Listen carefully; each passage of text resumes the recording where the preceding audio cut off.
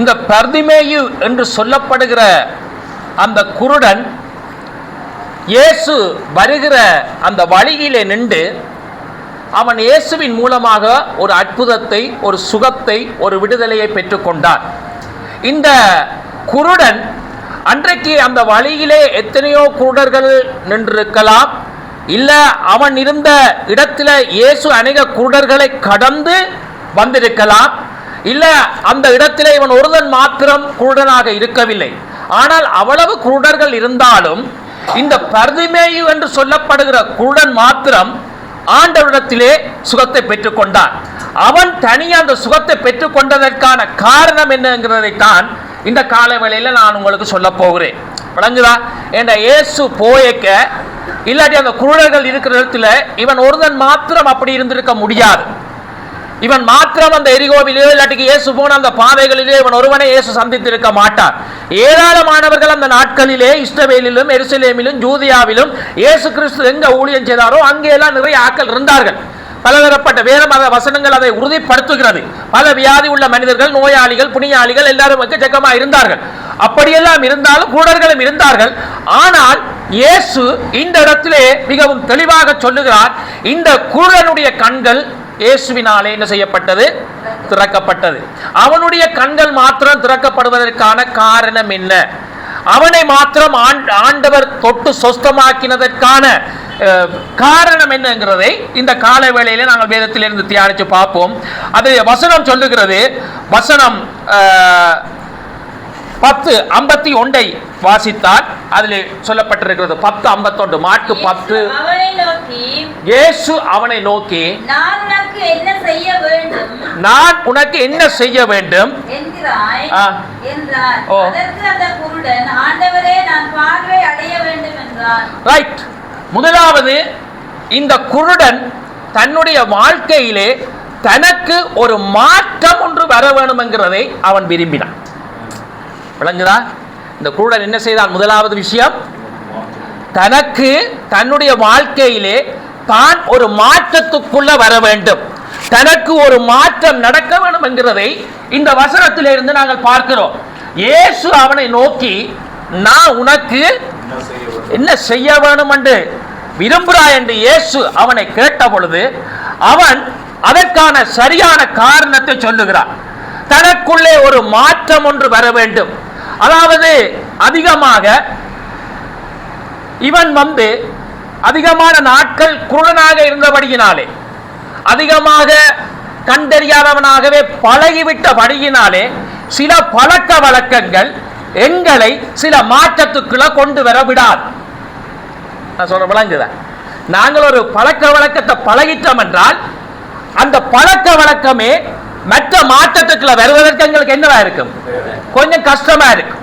உதாரணத்துக்கு பாருங்க, சில பேர் பழக்கம் உண்டு, சேர்ச்சு தொடங்குறதுக்கு முதலே 10 நிமிஷத்துக்கு முதல் சேர்ச்சுக்கு வருவாங்க. ஏனென்றால் அந்த பழக்கத்தை அவங்களுக்குள்ள வந்துட்டு அவங்க தொடங்குவா வாசம் வர 10 மணிக்கு 10 நிமிஷத்துக்கு போகணுன்னு அந்த பழக்கத்திலே வருவாங்க. சில பேருக்கு பழக்கம் தொடங்கினா புறவு போற பழக்கம்.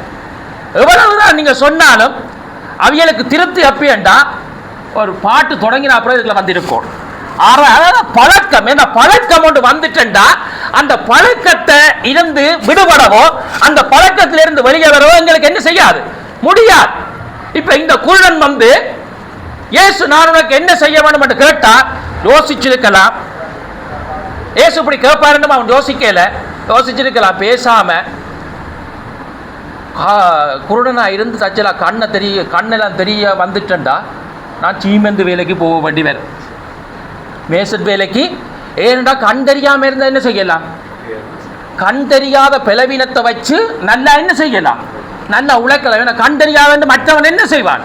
இறக்கப்பட்டு செய்வான். உனக்கு கண் தெரியும், கையெல்லாம் வேலை செய்து, காலெல்லாம் வேலை செய்து, அப்படியெல்லாம் இருக்க நீ அப்படி இப்படி என்று சொன்னா நீங்க டக்குனு கொடுப்பீங்களா?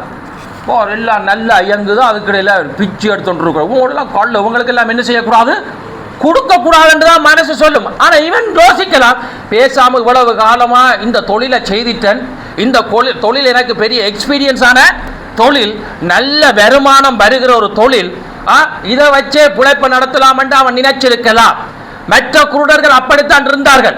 இந்த இந்த கண்ணங்கிற இந்த பலவீனத்தை வச்சு, இந்த குருடங்கிற பலவீனத்தை வச்சு நாங்கள் இன்னும் நல்லா என்ன செய்யலாம், பிழைக்கலாம், மக்கள் கொடுப்பார்கள். ஏன்னா அவனுக்கு கண் தெரியாது. இன்றைக்கு சில மாற்றங்களை விரும்பாதபடியினால அவர்கள் அப்படி இருக்க விரும்புகிறார்கள். ஆனால் இவனோ ஆண்டவர் பார்த்து கேட்டார், நான் உனக்கு என்ன செய்ய வேண்டும் என்று கேட்டேன். அவன் மாற்றத்தை விரும்பினான்.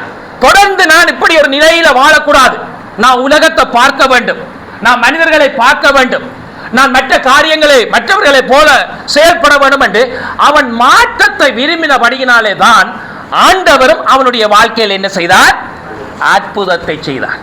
விளங்குதா? ஆகவே இன்றைக்கு சில வழியில் பலதரப்பட்ட காரியங்கள் இன்றைக்கு மாற்றத்துக்குள்ள எங்களை கொண்டு வர தடையாக இருக்கும். விளங்குதா? நாங்க மாற விரும்ப மாட்டோம்.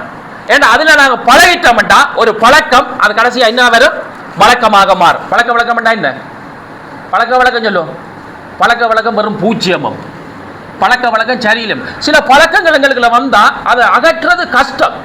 சில விஷயங்கள் மக்களுக்கு பழகி போயிட்டார்கள். இன்றைக்கு பழகினா அதுல இன்றைக்கு அவர்களுக்கு வரவுகளும் கூட வந்தா அவர்கள் அதை விட மாட்டார்கள். நான் கடந்த கிழமை பாஸ்போர்ட் அளவில் தான் நான் வந்தேன். இவங்களோட ப்ரோக்ராமுக்கு வரல, நான் பாஸ்போர்ட் ஆஃபீஸுக்கு வந்தேன். நான் வந்து ஜப்னாலிருந்து வந்த உடனே இறங்கின உடனே நேராக அங்கே போயிட்டோம், அந்த ஆஃபீஸுக்கு போயிட்டோம். நான் போயிருக்கா 5:30 இருக்கும். ஒரு 2 போய் என்ன செய்தோம், வரிசையில் இருந்தோம். நிறைய மக்கள் இருந்தார்கள். திடீரென்று பார்த்தால் ஒருவர் சைக்கிளில் வந்து 2 கட்டை எடுத்து, அவ்வளோ பேர் நிற்கிறோம், 2000 பேர் நிற்கிறோமா, அதில் என்ன செய்யறோம், 2000 பேர் நிற்க மழை கட்டை எடுத்து அதில் எண்ணெயை ஊற்றிட்டு அதை கொளுத்தி அதில் இப்படியெல்லாம் 5:30 மணிக்கு நடக்குது விளையாட்டு. நெஞ்சில் வச்சு தலையில் வச்சு இப்படியெல்லாம் கணக்கு செய்யுது. அந்த இவ்வளோ 5:30 மணிக்கு நடக்குது. நாங்கள் எல்லாம் பார்த்தோம் நிற்கிறோம். புறவு டக்கணும் மண்ணெண்ணை போத்தில் கலட்டினார். மண்ணெண்ணை என்ன செய்தேன், மழை குடித்தார். நானும் என்ற வாழ்க்கையில் இன்றைக்குத்தான் இந்த கட்டத்தை பார்க்குறேன். இப்படி ஒன்றை நான் பார்க்கவும் இல்லை. அப்போ என்ன பார்க்கணும், 5 மணிக்கு சொல்லுங்க மண்ணை எப்படி ஊற்றினார், பேக்கில் நெருப்பு எடுத்து இப்படி பேக்கில் வச்சு கொஞ்சம் நேரம் இப்படி என்னென்னா அப்புறம் இதை போட்டு விட்டார். அப்படியே பெரிய இதாக எல்லாம் வந்துச்சு. பெரிய புதினமாக தான் இருக்கிறேன். நாங்கள் மண்ணையை வாயிலே வைக்கிறதுல அந்த மண்ணெல்லாம் குடிச்சு செய்ய இதாக இருக்குது. 5:30 மணிக்கு நடக்குது திருவிழா. அப்புறம் கொஞ்ச நேரத்தால் பார்த்தால் அவர் மலை என்ன செய்கிறார், அந்த வரிசையில் நிற்கிற ஆக்கலட்டை வேறு எனக்கு கிட்ட வரையக்க பார்த்தா அந்த ஆள் ஒரு அரை மணத்தியாலத்துக்கு நாங்கள் மேசன் வேலை செய்து உழைக்காத காசு உழைச்சி போடுறோம். இது நல்ல உழைப்பு இல்லையா? நாங்கள் மண்ணெண்ணையை குடிக்கிறதுக்கு பயப்படுறோம், நெருப்பை வச்சிருக்கிறதுக்கு பயப்படுறோம். அந்த ஆள் நான் நினைக்கிறேன் 5 மணிக்கு வந்து 7 மணி மட்டும் அந்த கியூ உள்ளுக்க போகுங்கண்ணே, இப்போ ஐசிக்யூவும் பாஸ்போர்ட் அதில் நின்று செய்கிறேன். நானும் நெடுக நின்று பார்த்தபடி நல்லா இருக்குத்தானே, நெருப்பையெல்லாம் நெஞ்சில் வச்சுட்டு இப்படி எல்லாம் மாடி செய்யக்க அது உண்மையான நெருப்பா இல்லை உண்மையான கட்டையான்னு எனக்கு தெரியுது. எனக்கு இப்போ ஆச்சரியமாக இருக்கு. ஏன்டா பிடிக்கல, இப்போ பக்கியாக இருக்குது, வாய்க்கில் அந்த நெருப்பு இப்படி ஓட்டுறாரு. அப்போ அது என்னட்டு 10 நாக்கெல்லாம் 10ஆம் இருக்கட்டும் புதினமாக இருக்குது. சில பார்க்குது அவர் அந்த தொழிலில் பழகிட்டார். ஆனால் அதில் ஆபத்து இருக்கு. விடுவாரா இந்த உழைப்பை? விட முடியும், வேறு வருமானம் வீசி சின்ன வேலை